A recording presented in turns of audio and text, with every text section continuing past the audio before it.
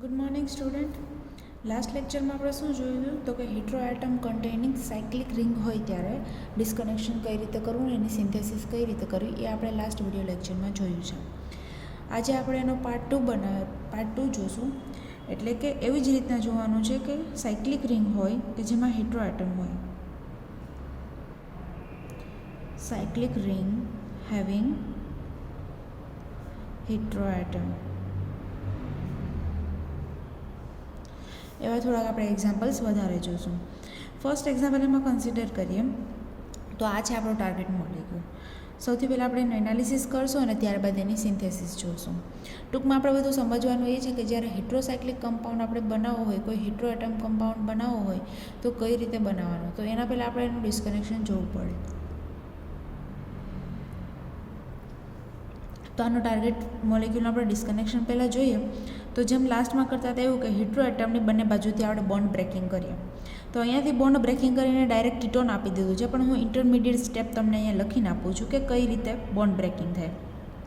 તો સૌથી પહેલાં જુઓ કે અહીંયા અનસેચ્યુરેશન આપેલું છે, તો આપણે અનસેચ્યુરેશનવાળો બોન્ડ બ્રેક કરશું તો આ રીતે કંઈક આપણને મળશે. અહીંયા મિથાઇલ એઝિટીસ, અહીંયા ફિનાઇલ એઝિટીસ.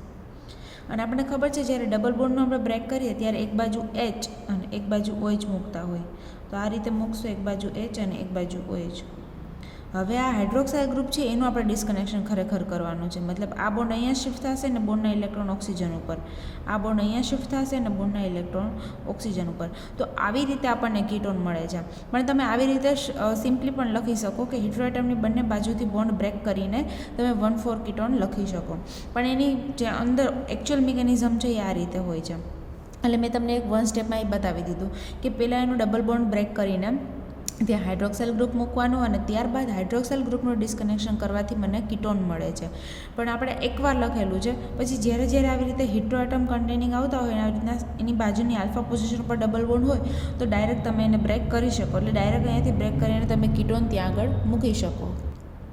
એવું જરૂરી નથી કે પહેલાં એને હાઇડ્રોક્સાઇલમાં કન્વર્ટ કરીને કીટોનમાં કન્વર્ટ કરવું. તમે ડાયરેક્ટ મૂકો તો પણ ચાલે અને આવી રીતે કરો તો પણ ચાલે.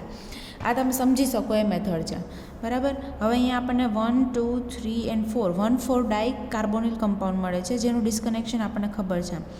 2, 3 બોન્ડ બ્રેક કરશું, બોન્ડના ઇલેક્ટ્રોન 3rd નંબરના કાર્બન ઉપર શિફ્ટ કરીએ તો 2 નંબરના કાર્બન ઉપર પોઝિટિવ ચાર્જ આવે છે અને જે કાર્બોનિલની આલ્ફા પોઝિશન છે. મતલબ આપણને જે આ ફ્રેગમેન્ટ મળે છે એ કેવો મળે છે, એક બાજુનો ફ્રેગમેન્ટ ઇલોજિકલ મળે છે. આપણે જોઈ ગયા છીએ કે કાર્બોનિલની આલ્ફા પોઝિશન ઉપર ક્યારેય પોઝિટિવ ચાર્જ હોય નહીં. મતલબ જો પોઝિટિવ ચાર્જ આવે તો એને શું કહેશું, ઇલોજિકલ કહેશું. 1, 2 ડાયકીટોન, 1, 4 ડાયકીટોન, આમાં આપણે શીખી ગયા છીએ કે ઓલવેઝ આપણને શું મળે તો કે એક ઇલોજિકલ સિન્થોન મળે અને એક લોજિકલ સિન્થોન મળે. આ જે બોન્ડના ઇલેક્ટ્રોન છે 3rd નંબરના કાર્બન ઉપર આપણે શિફ્ટ કરેલા, મતલબ કે એ કાર્બોનિલની આલ્ફા પોઝિશન ઉપર નેગેટિવ ચાર્જ આવે છે. આલ્ફા ઉપર નેગેટિવ ચાર્જ આવે મતલબ કે લોજિકલ સિન્થોન છે. આપણે 3rd ઉપર શિફ્ટ કર્યો, એવી રીતના 2 પર પણ શિફ્ટ કરીએ. જો 2 ઉપર શિફ્ટ કરીએ તો આ જે ફ્રેગમેન્ટ છે એ આપણને લોજિકલ મળે અને જે સેકન્ડ ફ્રેગમેન્ટ છે રાઇટ હેન્ડ સાઇડવાળો એ આપણને ઇલોજિકલ મળે. ટૂંકમાં 1,4 અથવા તો 1, 2 ડાયકાર્બોનિલ કમ્પાઉન્ડનું જ્યારે ડિસ્કનેક્શન કરીએ ત્યારે એક આપણને લોજિકલ અને એક આપણને ઇલોજિકલ, એવી રીતના 2 ફ્રેગમેન્ટ આપણને મળે છે. જે ઇલોજિકલ સિન્થોન છે એનો આપણે સિન્થેટિક ઇક્વિવેલન્ટ મૂકશું આલ્ફા હેલો કીટોન. એ પણ આપણને ખબર છે, આલ્ફા હેલો કીટોન. જ્યારે આલ્ફા ઉપર પોઝિટિવ ચાર્જ, કાર્બોનિલની આલ્ફા ઉપર પોઝિટિવ ચાર્જ હોય ત્યારે આપણે આલ્ફા હેલો કીટોન લઈએ અને જ્યારે હાઇડ્રોક્સાઇલની આલ્ફા પોઝિશન ઉપર પોઝિટિવ ચાર્જ હોય ત્યારે ઇપોક્સાઇડ લઈએ. આ 2 વસ્તુ પણ તમારે યાદ રાખવાની છે, MCQમાં પૂછાઈ શકે છે. આ એનું સિન્થેટિક ઇક્વિવેલન્ટ લેશું આપણે આલ્ફા હેલો કીટોન.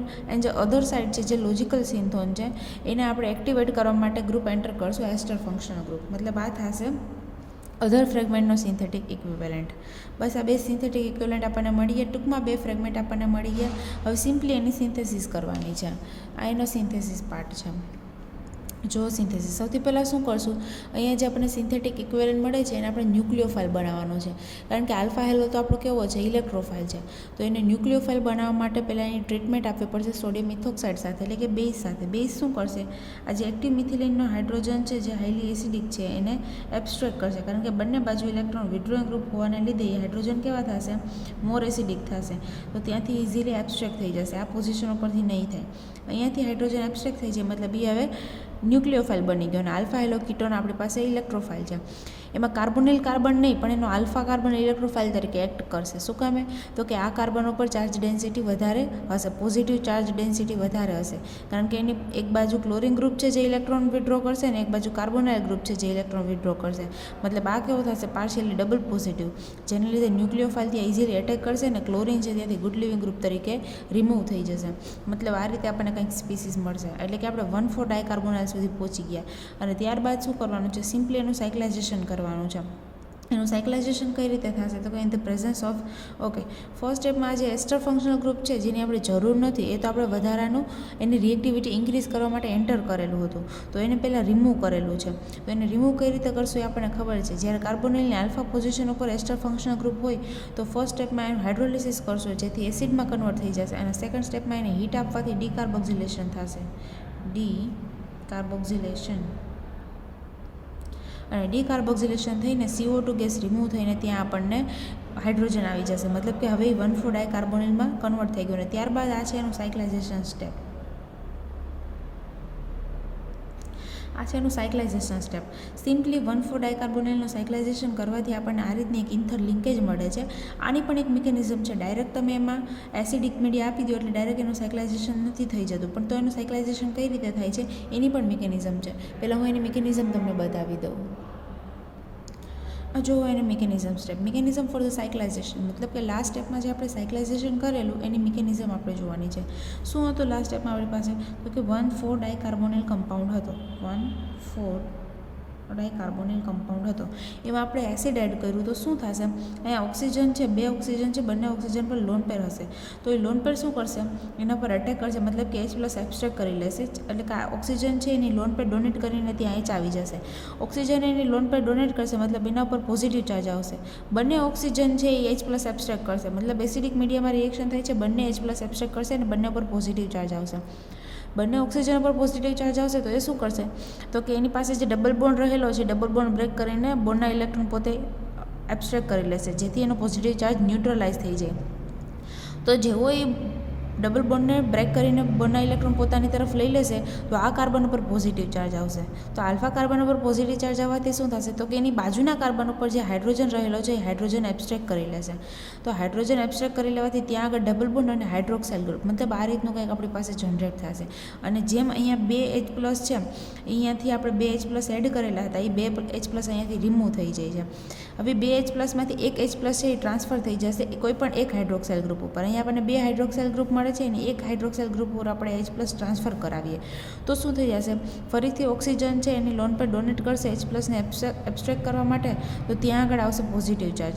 અને પોઝિટિવ ચાર્જ આવશે મતલબ હવે એની બાજુમાં રહેલો જે હાઇડ્રોક્સાઇલ ગ્રુપમાં ઓક્સિજન છે એના ઉપર અટેક કરશે કાર્બન ઉપર, અને H2 as a good living group ત્યાંથી રિમૂવ થઈ જશે અને આપણને ઇથર લિંકેજ મતલબ કે ટાર્ગેટ મોલેક્યુલ મળી જશે. આ રીતે છે એ લાસ્ટ સ્ટેપનું સાયક્લાઇઝેશન થાય છે. આપણે ઘણા બધા આજે એક્ઝામ્પલ જોવાના છે કે જેમાં લાસ્ટ સ્ટેપમાં સાયક્લાઇઝેશન સ્ટેપ આવતું હશે in the presence of acidic media. તો આ એની જનરલ મિકેનિઝમ રહેશે. દર વખતે મિકેનિઝમ કરાવવી જરૂર નથી, એટલે એકવાર મેં તમને વ્યવસ્થિત મિકેનિઝમ કરાવી દીધી. હવે જ્યારે દર વખતે આપણે જ્યારે આ સ્ટેપ કરવાનું થશે સાયક્લાઇઝેશન, તો સિમ્પલી આપણે H+ અને સાયક્લાઇઝેશન કરીને એનું સિમ્પલી સાયક્લાઇઝેશન એટલે કે ડાયરેક્ટ ટાર્ગેટ મોલેક્યુલ લખી આપશું. હવે ફરીથી આખી મિકેનિઝમ નહીં લખીએ, એટલે મેં તમને એકવાર વ્યવસ્થિત બતાવી દીધી છે. અહીંયા આપણે ફર્સ્ટ મોલેક્યુલ કમ્પ્લીટ કરેલો છે, ટાર્ગેટ મોલેક્યુલ. હવે આપણે સેકન્ડ મોલેક્યુલ જોઈએ જેમાં ઓક્સિજન હતો, અહીંયા નાઇટ્રોજન છે. 1-2 પોઝિશન ઉપર નાઇટ્રોજન છે એવી આપણી પાસે હિડ્રોસાયક્લિક રિંગ છે. હવે આનું પહેલાં આપણે એનાલિસિસ કરીએ, મતલબ કે આ કમ્પાઉન્ડ મારે સિન્થેસાઇઝ કરવો હોય તો હું શું કરીશ? મારે કયા ટાર્ગેટ કયા મારે સ્ટાર્ટિંગ મટીરિયલની જરૂર પડશે? મને લેબમાં કોઈ એવું કહે કે મારે આવું મટીરિયલ છે એ બનાવવું છે અથવા તો મારે સિન્થેસિસ કરવી છે. બિંગ ઓર્ગેનિક સ્ટુડન્ટ આપણે હવે શું કરશું? તો કે પહેલાં આનું ડિસ્કનેક્શન કરીને જોશું કે મારે કયા મટીરિયલ જોઈશે. તો એના માટે સૌથી પહેલાં કરીએ આનું એનાલિસિસ. આ છે એનું એનાલિસિસ પાર્ટ. જોઈએ આપણે લાસ્ટ ટાઈમ કરેલું હતું એ જ રીતે કે એક બાજુ કાર્બોનિલ ગ્રુપ છે, મતલબ કે અમાઇડ ફંક્શનલ ગ્રુપ છે, અને અમાઇડને બ્રેક કરીએ ત્યારે જ્યારે સાયકલ હોય ત્યારે શું મૂકવાનું? તો કે એસ્ટર. આવું મેં કીધું હતું કે સાયકલ હોય ત્યારે એસ્ટર મૂકવાનું અને એ સાયકલ હોય ત્યારે એસિડ ક્લોરાઇડ મૂકવાનું. આ સાઈડથી બોન્ડ બ્રેક કરીએ એટલે આ રીતનું કંઈક મળશે. અને જો આ સાઈડથી પણ જે બોન્ડ બ્રેક કરી શકીએ એટલે કે બીજો નાઇટ્રોજન છે એની બીજી બાજુથી બોન્ડ બ્રેક કરીએ, ડબલ બોન્ડ બ્રેક કરીએ છીએ, મતલબ એક બાજુ આપણે ઓક્સિજન મૂકશું અને એક બાજુ H2 મૂકશું. તો આ રીતે આપણને કંઈક ફ્રેગમેન્ટ મળશે NH, અને અહીંયાથી બોન્ડ બ્રેક કરશું, બોન્ડના ઇલેક્ટ્રોન નાઇટ્રોજન પર આવશે એટલે ત્યાં પણ હાઇડ્રોજન મૂકશું, મતલબ NH2 NH2 એટલે એક આપણને આ રીતનો ફ્રેગમેન્ટ મળે છે હાઇડ્રેઝિન કરીને, અને બીજો ફ્રેગમેન્ટ એવો મળશે કે અહીંયા એસ્ટર ફંક્શનલ ગ્રુપ અને અહીંયા કીટોન ફંક્શનલ ગ્રુપ. આ છે એસ્ટર અને આ છે કીટોન. સિમ્પલી આટલું એનું ડિસ્કનેક્શન, મતલબ કે આ બે ફ્રેગમેન્ટ, મતલબ એક છે હું હાઇડ્રેઝિન લઈશ અને એક છે 1,3-ડાયકાર્બોનિલ કમ્પાઉન્ડ, આ બે વસ્તુ લઈને સિમ્પલી હું એનું રિએક્શન કરીશ, એટલે કે સાયક્લાઇઝેશન જ કરવાનું છે. એટલે કે આ બંનેની રિએક્શન હું એસિડિક મીડિયામાં કરીશ એટલે જનરલી મને મારો ટાર્ગેટ મોલેક્યુલ મળી જશે. આ જોવો એનો સિન્થેસિસ પાર્ટ છે. હાઇડ્રેઝિન છે, મતલબ કે નાઇટ્રોજન પાસે એની લોન પેર હશે તો એ શું કરશે, એસ્ટરના કાર્બોનિલ ઉપર અટેક કરશે, બોન્ડના ઇલેક્ટ્રોન ખોલીને ઓક્સિજન ઉપર, ઓક્સિજન એનો ચાર્જ રિવર્ટ બેક કરશે અને OIT as a good living group ત્યાંથી રિમૂવ થઈ જશે. મતલબ આ રીતે અમાઇડ લિંકેજ છે આ બાજુવાળી, એ લિંકેજ અહીંયા બની જાય છે. પછી સેકન્ડ છે, અહીંયા શું થશે તો કે આ નાઇટ્રોજનની લોન પેર, હવે આ નાઇટ્રોજનની લોન પેર તો અટેક કરી ના શકે કારણ કે એ તો આ કાર્બોનિલ સાથે રેઝોનન્સમાં હશે, મતલબ કે બ્લોક થઈ ગઈ, પણ બીજા નાઇટ્રોજનની લોન પેર ફ્રી પડેલી છે તો એ આ કાર્બોનિલના કાર્બન ઉપર અટેક કરશે બિંગ ઇલેક્ટ્રોફાઇલ, તો બોન્ડના ઇલેક્ટ્રોન ખુલીને ઓક્સિજન પર જતા રહેશે, તો શું થઈ જશે, ઓક્સિજન નેગેટિવ બનશે અને અહીંયા એક આ ટાઈપની રિંગ જનરેટ થઈ જશે. રિંગ જનરેટ થઈ ગઈ અને બોન્ડના ઇલેક્ટ્રોન જે ખુલીને ઓક્સિજન પર ગયા હતા ત્યાંથી સોલ્વન્ટ H+, સોલ્વન્ટમાંથી H+ એબ્સ્ટ્રેક્ટ કરીને હાઇડ્રોક્સાઇલ ગ્રુપ આપશે અને સિમ્પલ એને હીટ કરવાથી અહીંયાથી હાઇડ્રોજન અને અહીંયાથી OH વોટર મોલેક્યુલ રિમૂવ થઈ જાય અને એક સાયક્લિક રિંગ જે એરોમેટિક રિંગ છે, એટલે કે આપણો ટાર્ગેટ મોલેક્યુલ આપણને મળી જાય છે. આ રીતના હજુ થોડાક એક્ઝામ્પલ્સ આપણે જોવાના છે. લેક્ચર કન્ટિન્યુ રાખીએ અને એક્ઝામ્પલ્સ જોતા જઈએ. ખૂબ વધારે પ્રેક્ટિસ કરશું તો આપણને ખબર પડશે કે કઈ રીતે ડિસ્કનેક્શન કરવાનું હોય છે. જે વિડીયો લેક્ચરમાં હું તમને મોલેક્યુલ્સ ડિસ્કનેક્ટ કરીને શીખવાડું છું એ તમારી રીતે પણ ટ્રાય કરવાની છે. એકવાર તમે વિડીયોમાં જોઈ લો, ત્યારબાદ તમે વિડીયો પોઝ કરીને એનાય મોલેક્યુલનું ફરીથી ડિસ્કનેક્શન કરવાની ટ્રાય કરો, જેથી તમને પણ આઈડિયા આવે કે કઈ રીતે કરવાનું છે અને કેમ કરવાનું છે, અથવા તો તમને એ પણ રીઝન પણ ખબર પડે કે આવું મેં શું કામ કર્યું ને આવું શું કામ નથી કર્યું. તો જ્યારે તમને એક્ઝામમાં મોલેક્યુલ આપે તેવું જરૂરી નથી કે જે મોલેક્યુલ મેં તમને કરાવેલા છે એ જ મોલેક્યુલ આપે, નવા મોલેક્યુલ પણ આપી શકે છે. તો ત્યારે તમને જાતે આઈડિયા આવે કે કઈ રીતે એનું ડિસ્કનેક્શન કરી શકાય છે. એના માટે જોઈએ થર્ડ મોલેક્યુલ. ઓકે, અહીંયા આપણે અમાઇડ છે, અહીંયા પણ અમાઇડ છે, તો આપણે અહીંયાથી પણ બોન્ડ બ્રેક કરી શકીએ ને અહીંયાથી પણ બોન્ડ બ્રેક કરી શકીએ. જોઈએ આપણે ટાર્ગેટ મોલેક્યુલમાં સૌથી પહેલાં સિન્થેસિસ અથવા તો એનાલિસિસ. તો આપણે આ બાજુથી પહેલાં અમાઇડ લિંકેજ બ્રેક કરીએ. તો આપણે જે સાયક્લિક અમાઇડ લિંકેજ બ્રેક કરશું, મતલબ કે બોન્ડના ઇલેક્ટ્રોન ખુલીને નાઇટ્રોજન ઉપર ત્યાં આપણે મૂકશું હાઇડ્રોજન, અને જે અધર પાર્ટ છે જે સાયકલ છે, મતલબ ત્યાં આપણે મૂકશું એસ્ટર ફંક્શનલ ગ્રુપ. હવે બીજી લિંકેજ છે અહીંયાથી બ્રેક ના કરે. શું કામ તો કે જો હું આ બાજુથી બ્રેક કરું રાઇટ હેન્ડ સાઈડથી તો એક યુરિયા જેવું મને પાર્ટ મળે છે, મતલબ કે આ બોન્ડ હવે હું બ્રેક કરીશ તો બોન્ડના ઇલેક્ટ્રોન ખુલીને નાઇટ્રોજન ઉપર આવશે, ત્યાં આપણે હાઇડ્રોજન મૂકશું તો આપણને એક યુરિયા મળે છે, એક ફ્રેગમેન્ટ તરીકે યુરિયા મળે છે જે ઇઝીલી અવેલેબલ છે એઝ અ સ્ટાર્ટિંગ મટીરિયલ. તો આપણે આ સાઈડનો બોન્ડ બ્રેક કરશું અને યુરિયા મળશે એક. હવે આ કાર્બન ઉપર આવશે પોઝિટિવ ચાર્જ જે બીટા કાર્બન છે, અને જ્યારે બીટા કાર્બન ઉપર પોઝિટિવ ચાર્જ આવે એટલે ત્યાં મૂકશું આપણે ડબલ બોન્ડ, એટલે કે મૂક્યું આપણે આલ્કીન. આલ્કીન છે, ફરીથી એનું ડિસ્કનેક્શન પોસિબલ છે, તો હું ફરીથી આ બોન્ડના ઇલેક્ટ્રોન, આ બોન્ડને ડબલ બોન્ડને બ્રેક કરીશ. જે બાજુ ઓક્સિજન છે ત્યાં હું મૂકીશ હાઇડ્રોજન અને જે બાજુ ઓક્સિજન નથી ત્યાં હું મૂકીશ ઓક્સિજન. એટલે આ રીતના મને એક ફ્રેગમેન્ટ મળશે. તો અહીંયા શું મળે છે મને તો કે મિથાઇલ એટલે કે CH3 અને CHO, CH3 અને CHO મને મળે છે અહીંયા એસિટાલ્ડિહાઇડ. એક ફ્રેગમેન્ટ મળે છે એસિટાલ્ડિહાઇડ જે ઇઝીલી અવેલેબલ છે. એક ફ્રેગમેન્ટ મળે છે મને યુરિયા, એ પણ ઇઝીલી અવેલેબલ છે. અને એક ફ્રેગમેન્ટ મળે છે મને આ રીતે CH3COOT, પણ એની એક્ટિવેશન માટે હું બીજો COOT એટલે કે એસ્ટર ફંક્શનલ ગ્રુપ એડ કરીશ. મતલબ એક મળે છે મને ડાયઇથાઇલ મેલોનેટ. એક્ટિવેશન માટે આપણે એડ કરીએ છીએ, અને જ્યારે આપણે એક્ટિવેશનની જરૂર પડે ત્યારે આપણે એસ્ટર ફંક્શનલ ગ્રુપને જ એડ કરેલું છે, કારણ કે આપણે ઇઝીલી એને રિમૂવ કરી શકીએ છીએ. આ વસ્તુ આપણને ખબર છે. મતલબ મને 3 સિમ્પલ ફ્રેગમેન્ટ મળેલા, એક છે એસિટાલ્ડિહાઇડ અને ડાયઇથાઇલ મેલોનેટ. એ બે વચ્ચે રિએક્શન કરાવશું અને ત્યારબાદ જે આપણને મોલેક્યુલ મળે છે એનું રિએક્શન આપણે યુરિયા સાથે કરાવશું, જેથી મને મારા ટાર્ગેટ મોલેક્યુલ મળી જાય છે. જોઈએ સિન્થેસિસ પાર્ટ. સૌથી પહેલાં કેનું રિએક્શન કરાવવાનું છે તો કે ડાયઇથાઇલ મેલોનેટનું રિએક્શન એસિટાલ્ડિહાઇડ સાથે કરાવવાનું છે. એસિટાલ્ડિહાઇડ આપણો ઇલેક્ટ્રોફાઇલ તરીકે એક્ટ કરશે કારણ કે ત્યાં કાર્બોનિલ ગ્રુપ છે, પણ ડાયઇથાઇલ મેલોનેટ છે ન્યુક્લિયોફાઇલ તરીકે એક્ટ કરશે. તો એને ન્યુક્લિયોફાઇલ બનાવવા માટે ફર્સ્ટલી મારે અહીંયા પ્રોટોન એબ્સ્ટ્રેક્ટ કરાવવો પડશે. તો પહેલાં મારે એને ટ્રીટમેન્ટ આપવી પડશે બેઝ સાથે, ફોર એક્ઝામ્પલ સોડિયમ ઇથોક્સાઇડ સાથે. સોડિયમ ઇથોક્સાઇડ સાથે હું એને ટ્રીટમેન્ટ આપું, મતલબ કે અહીંયાના જે હાઇડ્રોજન જે હાઈલી એસિડિક હોવાને લીધે ઇઝીલી એબ્સ્ટ્રેક્ટ થઈ જશે અને ત્યાં નેગેટિવ ચાર્જ આવશે. મતલબ કે એ બની ગયો આપણો ન્યુક્લિયોફિલિક કાર્બન, અને એસિટાલ્ડિહાઇડમાં કાર્બોનિલ કાર્બન છે આપણો ઇલેક્ટ્રોફિલ કાર્બન છે. મતલબ જે ચાર્જ ડેન્સિટી છે ન્યુક્લિયોફાઇલ કાર્બોનિલ કાર્બન ઉપર એટેક કરશે અને બોન્ડના ઇલેક્ટ્રોન ખુલીને ઓક્સિજન ઉપર જે સોલ્વન્ટમાંથી H+ એબ્સ્ટ્રેક્ટ કરીને હાઇડ્રોક્સાઇલ બનાવી દેશે. મતલબ અહીંયા સુધી પહોંચી ગયા અને લાસ્ટ સ્ટેપમાં આપણે એને સિમ્પલ હીટ કરવાનું છે, એટલે કે બીટા એલિમિનેશન થશે. અહીંયા આગળ beta elimination aldol type reaction કહેવાય. અને કેવી આલ્ડોલ ટાઈપ રિએક્શન, એટલે કે ફર્સ્ટ સ્ટેપમાં શું થાય તો કે બંને આલ્ડીહાઇડ અથવા તો બે કાર્બોનિલ વચ્ચે રિએક્શન કરવાનું in the presence of base, અને લાસ્ટ સ્ટેપમાં એનામાં બીટા એલિમિનેશનથી વોટર મોલિક્યુલ રિમૂવ કરીને અનસેચ્યુરેશન લાવવાનું. અને આલ્ડોલ ટાઈપ મિકેનિઝમ કહેવાય, આલ્ડોલ ના કહેવાય. આલ્ડોલમાં શું હોય, બે આલ્ડીહાઇડ હોય, આઈધર સેમ ઓર ડિફરન્ટ, પણ અહીંયા બંને કાર્બોનિલ છે એટલે આલ્ડોલ ટાઈપ મિકેનિઝમ આપણે કહી શકીએ. આ જે કાર્બોનિલ છે એની આલ્ફા પોઝિશન પરથી હાઇડ્રોજન અને બીટા ઉપરથી OH, મતલબ બીટા એલિમિનેશન થશે, H અને OH રિમૂવ થઈને ત્યાં અનસેચ્યુરેશન આપશે. મતલબ અહીંયા સુધી આપણે પહોંચી ગયા અને આ જે ફ્રેગમેન્ટ છે એ આ ફ્રેગમેન્ટ છે, મતલબ અહીંયા સુધી પહોંચી ગયા. હવે સિમ્પલી એનું રિએક્શન આપણે યુરિયા સાથે કરવાનું છે, જ્યાં યુરિયાના જે નાઇટ્રોજન છે એ ન્યુક્લિયોફાઇલ તરીકે એક્ટ કરશે અને અધર સાઇડ છે એ ઇલેક્ટ્રોફાઇલ તરીકે એક્ટ કરશે. તો આ બંને વચ્ચે રિએક્શન કરાવીને આપણે આ મેળવીશું. જો એ બંને વચ્ચે રિએક્શન કરાવશું. ઓકે, આ એક ફ્રેગમેન્ટ છે અને બીજો ફ્રેગમેન્ટ છે. તો નાઇટ્રોજન છે એની પાસે લોન પેર હોવાને લીધે ન્યુક્લિયોફિલિક એટેક કરશે કાર્બોનિલ કાર્બન ઉપર, બોન્ડના ઇલેક્ટ્રોન ખુલીને ઓક્સિજન ઉપર, ઓક્સિજનનો ચાર્જ રિવર્ટ બેક કરશે અને OH as a good living group ત્યાંથી રિમૂવ થઈ જશે. મતલબ એક આપણને મળશે ઇથેનોલ. તો એક ફ્રેગમેન્ટ આપણને આ રીતના જે ફ્રેગમેન્ટ હતો એ જોઈન્ટ થઈ ગયો, પણ હવે આપણે લાસ્ટ સ્ટેપમાં કરશું એનું સાયક્લાઇઝેશન. એ પણ ઇઝીલી થઈ જશે. માઇકલ એડિશન ટાઈપનું રિએક્શન છે, મતલબ કે મોલિક્યુલની અંદર વિધિન ધ મોલિક્યુલ ન્યુક્લિયોફાઇલ અને ઇલેક્ટ્રોફાઇલ પ્રેઝન્ટ છે. તો નાઇટ્રોજનની લોન પેર છે એના પર એટેક કરશે અને બોન્ડના ઇલેક્ટ્રોન ખુલીને આ કાર્બન ઉપર જે સોલ્વેન્ટમાંથી ફરીથી H એબ્સ્ટ્રેક્ટ કરીને આ રીતનો આપણને ટાર્ગેટ મોલિક્યુલ સાયક્લાઇઝેશન થઈને આ રીતનો ટાર્ગેટ મોલિક્યુલ આપશે. એને તમે સાયક્લાઇઝેશન સ્ટેપ પણ કહી શકો. ઓકે, હવે સિમ્પલ એક જનરલ ડિસ્કનેક્શનના થોડાક 2 કે 3 રૂલ આપેલા છે. શું તો કે જ્યારે ખાલી સિમ્પલી સાયકલ આપેલો હોય, જ્યાં X શું છે, X is equal to heteroatom. X શું છે, કોઈ પણ હિટ્રોએટમ છે, નાઇટ્રોજન છે, ઓક્સિજન છે, સલ્ફર છે, કોઈ હિટ્રોએટમ તમે લઈ શકો. જ્યારે સિમ્પલ રિંગ આપેલી હોય, આ રીતે સિમ્પલ રિંગ, તો ત્યારે આપણે બોન્ડ બંને સાઈડથી બોન્ડ બ્રેક કરીને ત્યાં હેલોજન એડ કરતા હોઈએ છીએ. મતલબ ત્યાં શું કરશું, બોન્ડના ઇલેક્ટ્રોન તો ઓલવેઝ હિટ્રોએટમ હોવાને લીધે હિટ્રોએટમ X ઉપર જ આવશે. તો એની બાજુના કાર્બન ઉપર જ્યારે પોઝિટિવ ચાર્જ આવે ત્યાં આપણે હેલોજન એડ કરશું. પછી જ્યારે આલ્ફા પોઝિશન ઉપર ડબલ બોન્ડ હોય, એટલે કે આ રીતનું ફ્રેગમેન્ટ હોય, આપણે આજનો જે પહેલો મોલિક્યુલ જોયો હતો આ રીતે હતો આપણો મોલિક્યુલ. મતલબ કે હિટ્રોએટમની બાજુમાં આ રીતે પોઝિશન હોય તો આપણે અહીંયાથી બ્રેક કરીને કીટોન મૂકેલો હતો, પણ એની એકચ્યુઅલ મિકેનિઝમ મેં તમને શીખવાડી હતી કે એકચ્યુઅલ મિકેનિઝમ શું છે, કઈ રીતે ત્યાં કીટોન આવે છે. આવી રીતે મેં કરાવ્યું હતું,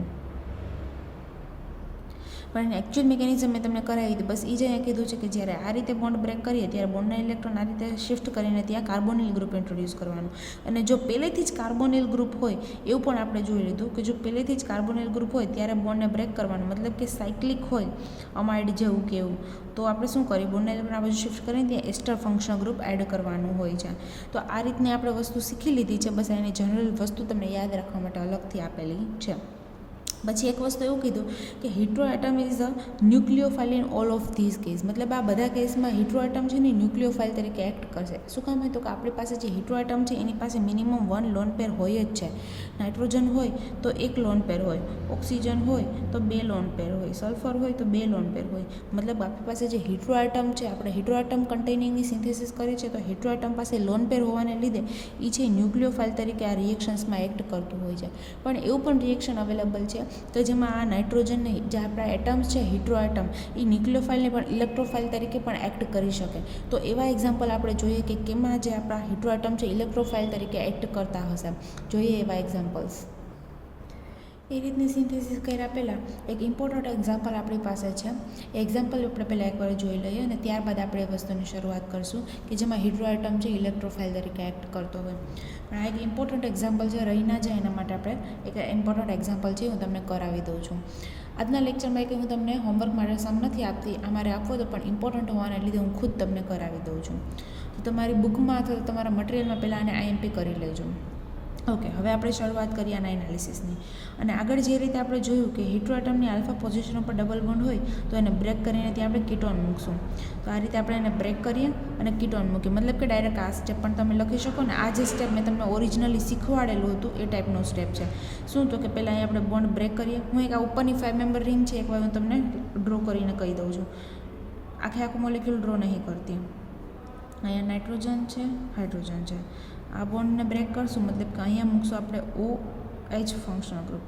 ઓકે, હવે આ બોન્ડ અહીંયા શિફ્ટ થશે, મતલબ આ બોન્ડને બ્રેક કરીને બોન્ડના ઇલેક્ટ્રોન નાઇટ્રોજન ઉપર. તો આ રીતનું કંઈક છે અહીંયા જનરેટ થશે. જે આ 5 મેમ્બર રિંગ હતી આ રીતના બ્રેક થઈને અહીંયા જે કીટોન ફંક્શનલ ગ્રુપ છે એટલે કીટોન આવશે, એની ઉપર મિથાઇલ અટેચ છે, એટલે કે આ મિથાઇલ જે અહીંયા અટેચ હતો એ જ મિથાઇલ અહીંયા, અને બોન્ડના ઇલેક્ટ્રોન નાઇટ્રોજન ઉપર શિફ્ટ થવાથી ત્યાં હાઇડ્રોજન, મતલબ કે અહીંયા સુધી આપણે પહોંચી ગયા. હવે નેક્સ્ટ આપણે શું વિચારવાનું છે, તો કે હવે અહીંયાથી આપણે પાછું ડિસ્કનેક્શન કરવાનું છે. તો એની પહેલાં આપણે કર્યું ફંક્શનલ ગ્રુપ ઇન્ટરકન્વર્ઝન. એટલે કે અમાઇન છે એ શેમાંથી બને છે એ તમારે યાદ કરવું પડશે. અહીંયા કેમાંથી બનાવ્યું હતું પહેલાં આપણે, તો કે અમાઇન છે અમાઇડમાંથી બનાવ્યું હતું, મતલબ કે એને અમાઇડમાં પણ કન્વર્ટ કરી શકાય. પછી અહીંયા જેમ સાયનાઇડમાં કન્વર્ટ કર્યું એમ સાયનાઇડમાંથી પણ બનાવી શકાય. થર્ડ નાઇટ્રો ગ્રુપમાંથી પણ બનાવી શકાય. અને ફોર્થ ઓક્ઝાઇમમાંથી પણ બનાવી શકાય. મતલબ આ 4 વસ્તુ છે કે જેમાંથી આપણે રિડક્શન, અમાઇડનું રિડક્શન કરીને અમાઇન લાવી શકાય, સાયનાઇડનું રિડક્શન કરીને અમાઇન લાવી શકાય, નાઇટ્રો અને ઓક્ઝાઇમ, આ 4માંથી આપણે એનું અલગ અલગ રિએજન્ટથી રિડક્શન કરાવીને અમાઇનમાં કન્વર્ટ કરી શકાય છે. તો અમાઇનનું પહેલાં ફંક્શનલ ગ્રુપ ઇન્ટરકન્વર્ઝન કરીને મેં સાયનાઇડ લાવી દીધું. તો હવે આ સાયનાઇડ આપણે પહોંચી ગયા. હવે ફરીથી એનું ડિસ્કનેક્શન કરશું, પણ એની પહેલાં મેં આ સાયનાઇડને રિમૂવ કરીને અહીંયા અનસેચ્યુરેશન લાવું છું. મતલબ ફરીથી હું એનું ફંક્શનલ ગ્રુપ ઇન્ટરકન્વર્ઝન કરું.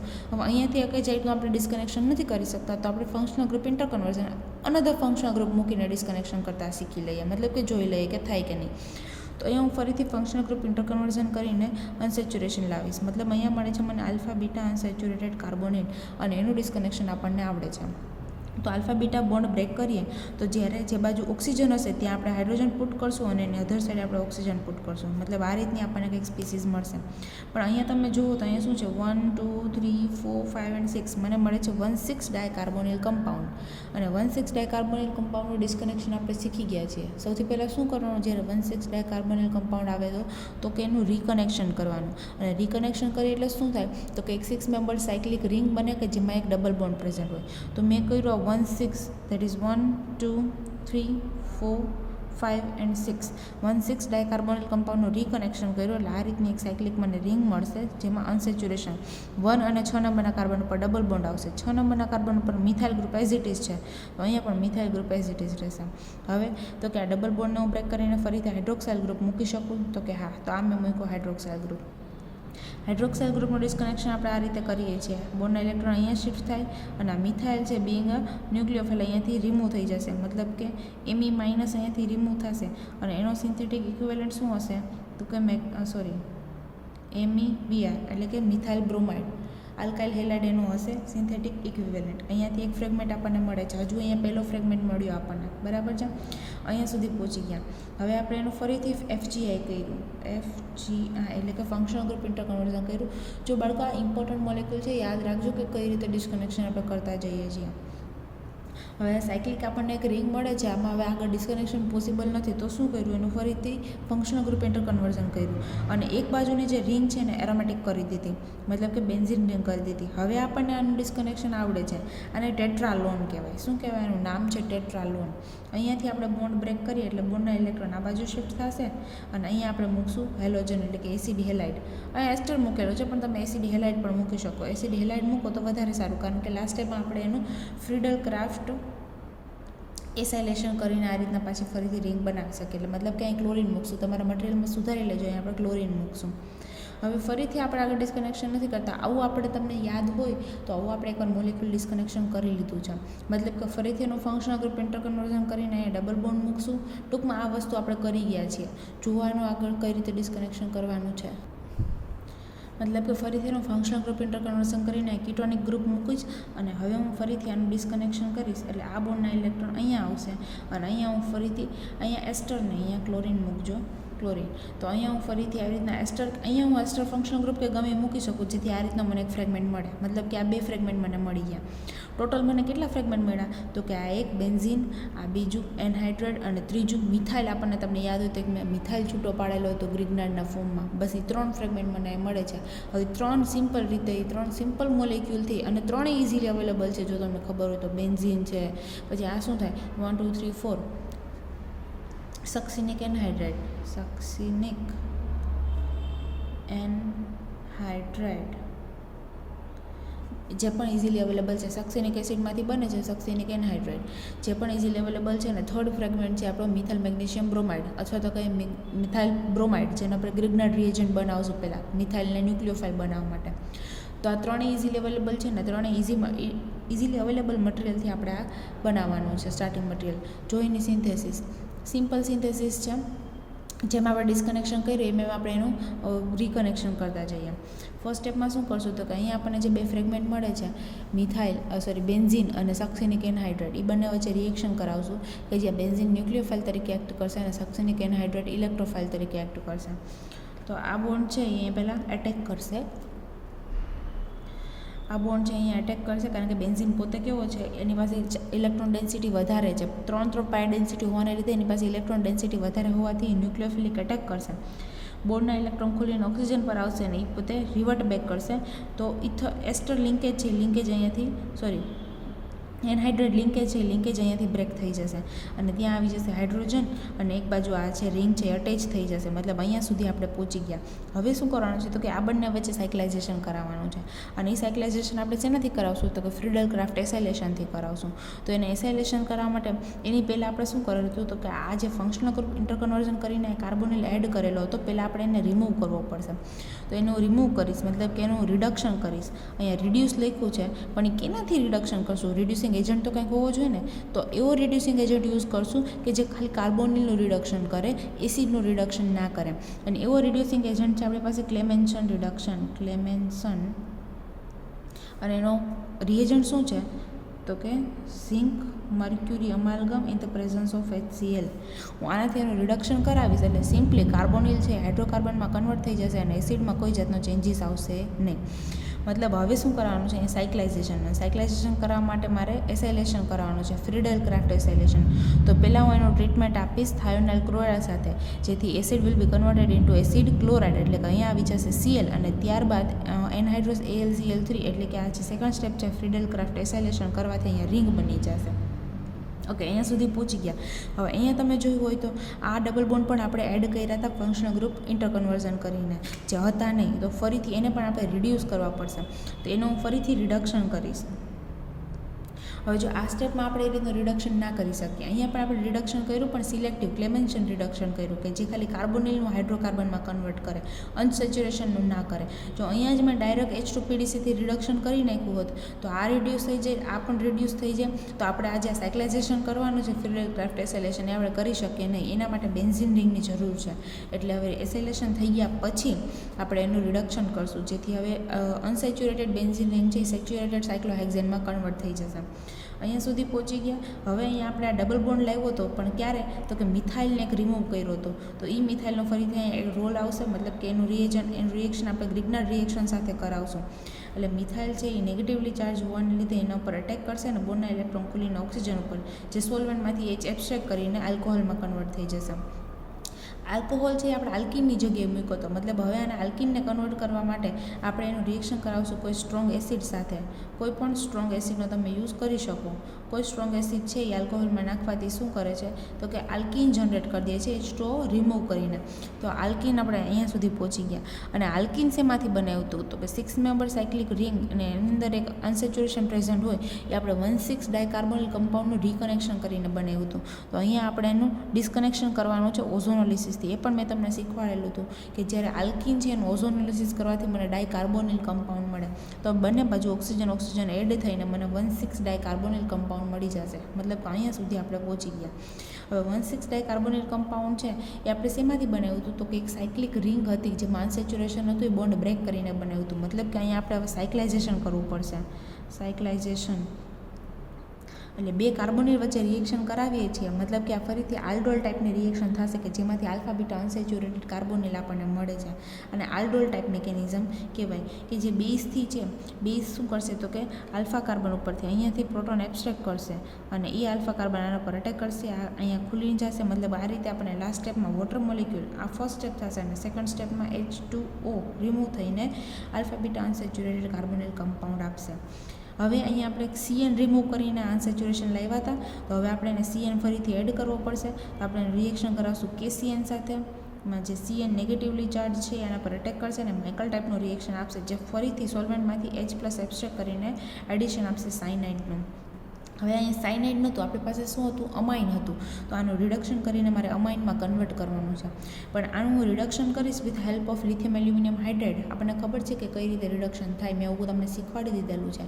તો સાયનાઇડનું રિડક્શન કરું તો જોડે આ જે કીટોનિક ફંક્શનલ ગ્રુપ છે એનું પણ રિડક્શન થઈ જશે આલ્કોહોલમાં. પણ મારે કીટોનને એઝ ઇટ ઇઝ રાખવું છે, એનું રિડક્શન કરવું નથી. તો હું શું કરીશ? ફર્સ્ટ સ્ટેપમાં એનું પ્રોટેક્શન કરી દઈશ. અને આપણને ખબર છે કીટોનનું પ્રોટેક્શન આપણે શેનાથી કરતા હોઈએ છીએ? તો કે 1,2-ડાયોલથી એને કીટાલમાં કન્વર્ટ કરીને, મતલબ આ શું થઈ ગયું? કીટાલ બની ગયું. અને સેકન્ડ સ્ટેપમાં શું કરશું? એનું લિથિયમ એલ્યુમિનિયમ હાઇડ્રેટથી રિડક્શન કરવાથી cyanide will be converted into amine. મતલબ કે અમાઇનમાં કન્વર્ટ પણ થઈ ગયું અને પ્રોટેક્શન પણ થઈ ગયું. હવે આપણે શું કરવાનું છે? તો કે અહીંયાથી એને ડીપ્રોટેક્શન, મતલબ કે આ બોન્ડને આપણે આને પ્રોટેક્શન સ્ટેપ કહેશું અને હવે આને ડીપ્રોટેક્શન સ્ટેપ કહેશું. મતલબ કે હવે આપણે એની ફરીથી ફ્રી ફોર્મ ઓફ કાર્બોનિલની જરૂર છે, બ્લોકની જરૂર નથી. તો આપણે એને રિમૂવ કરશું. સિમ્પલ હાઇડ્રોલિસિસથી પણ રિમૂવ કરી શકો ને ત્યારબાદ સાયક્લાઇઝેશન કરી શકાય. પણ HClO4નો યુઝ કરવાથી શું થશે? તો કે વન સ્ટેપમાં જ એનું હાઇડ્રોલિસિસ એટલે કે લિંકેજ પણ બ્રેક થઈ જશે અને એનું સાયક્લાઇઝેશન પણ થઈ જશે. કારણ કે આ કેવું છે? એસિડિક છે. સાયક્લાઇઝેશન માટે ફરીથી આપણે એસિડિક મીડિયાની તો જરૂર પડશે જ. એટલે આપણે HClO4નો યુઝ કરીએ. અને તમે બીજી રીતે પણ કરી શકો. ફોર એક્ઝામ્પલ, તમે ફર્સ્ટ સ્ટેપમાં એનું હાઇડ્રોલિસિસ કરો ને ત્યારબાદ એસિડિક મીડિયામાં પણ એનું સાયક્લાઇઝેશન કરી શકો. એવું જરાય જરૂર નથી કે આમાં HClO4થી આપેલું છે તો તમારે HClO4થી જ એનું રિડક્શન કરવાનું. બરાબર છે? તમે તમારી HClO4થી જ તમારે એનું સાયક્લાઇઝેશન કરવાનું. તમે તમારી રીતે પણ કરી શકો, પણ એના માટે તમને રિએજન્ટના યુઝીસને બધું ખબર હોવી જોઈએ એમ. તો અહીંયા HClO4 નાખીને આપણે લિંકેજ બ્રેક કરશું અને ત્યારબાદ સાયક્લાઇઝેશન કરવાથી આપણો ટાર્ગેટ મોલિક્યુલ આપણને મળી જાય છે. બસ આજના લેક્ચરમાં આપણે આટલા ઇમ્પોર્ટન્ટ જે ટાર્ગેટ મોલિક્યુલ હતા એની સિન્થેસિસ કરતાં આપણે શીખ્યા છીએ. હવે નેક્સ્ટ લેક્ચરમાં આપણે શું શીખવાનું છે એ પણ મેં ઓલરેડી ડિસ્કસ કરી દીધું છે. ફરીથી એકવાર કહી દો કે નેક્સ્ટ લેક્ચરમાં આપણે એવું શીખશું કે અત્યાર સુધીમાં આપણે આ બધી રિએક્શન જોઈએ એમાં આપણે એવું જોયું કે નાઇટ્રોજન અથવા તો હેટ્રોએટમ જ્યારે હોય એ ન્યુક્લિયોફાઇલ તરીકે એક્ટ કરતો હોય. અહીંયા પણ તમે જુઓ કે આ નાઇટ્રોજન પાસે લોન પેર હોવાને લીધે આ કાર્બોનિલ ઉપર અટેક કરશે ને એ રીતે સાયક્લાઇઝેશન થશે. મતલબ અહીંયા પણ નાઇટ્રોજન છે એ ન્યુક્લિયોફિલિક એટેક કરે છે, ન્યુક્લિયોફાઇલ તરીકે એક્ટ કરે છે. હવે આપણે એવી રિએક્શન જોશું કે જેમાં હેટ્રોએટમ છે એની પાસે લોન પેર હોવાને લીધે હોવા છતાં એ ઇલેક્ટ્રોફાઇલ તરીકે એક્ટ કરશે. શું કામે અને કઈ રીતે એ પણ આપણે જોશું નેક્સ્ટ લેક્ચરમાં. આ વિડીયો આપણે અહીંયા સુધી રાખીએ. Thank you.